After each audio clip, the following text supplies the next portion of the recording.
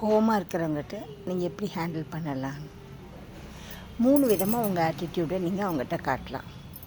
Number 1, அவங்க கேட்குற கேள்விகளுக்கு நீங்கள் ரெஸ்பாண்ட் பண்ணலாம், இல்லை ரியாக்ட் பண்ணலாம், இல்லை சைலண்ட்டாக இருந்துடலாம். அவங்க நேற்று எத்தனை மணிக்கு வந்தீங்க, நான் எத்தனை மணிக்கு வந்தால் உனக்கு என்ன, அது ரியாக்ஷன். நீங்கள் ஆன்சர் பண்ணும்போது உள்ள ஒரு இமோஷனோட, நெகட்டிவ் இமோஷனோட ஆன்சர் பண்ணிங்கன்னா அது வந்து ரியாக்ஷன். நேற்று எத்தனை மணிக்கு வந்தீங்க, நான் 9 மணிக்கு வந்தேன்.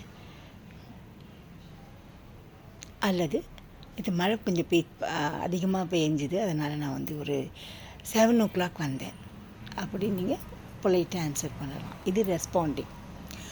அவங்க கேட்குற கேள்விகளுக்கு மட்டும் கரெக்டாக பதில் சொல்கிறது ரெஸ்பாண்டிங். அவங்க கேட்குற கேள்விகளுக்கு உள்ள ஒரு நெகட்டிவ் இமோஷனோட, ஆங்ஸைட்டியோ, ஆங்கரோ, இரிட்டேஷனோ, ஃப்ரஸ்ட்ரேஷனோட ஆன்சர் பண்ணிங்கன்னா அது ரியாக்ஷன். எப்போ ரியாக்ட் பண்ணாதீங்க, அது உங்கள் பவரை கீழே குறைச்சிடும், உங்கள் சிச்சுவேஷன், உங்கள் சூழ்நிலையை நெகட்டிவ் ஆக்கிடும். 3வது, சைலண்ட்டாக இருந்துடலாம்.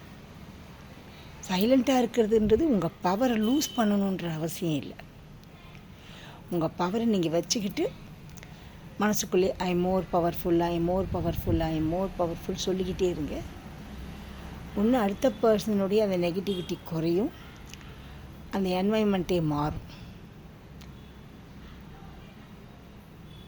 100% ரியாக்ட் பண்ணாதீங்க. இல்லைங்க, சில பேர்கிட்ட என்ன ரெஸ்பாண்ட் பண்ணாலும் யூஸே இல்லை.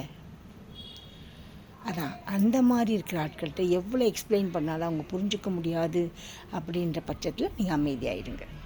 மற்றபடி நீங்கள் always respond to the angry people. Thank you.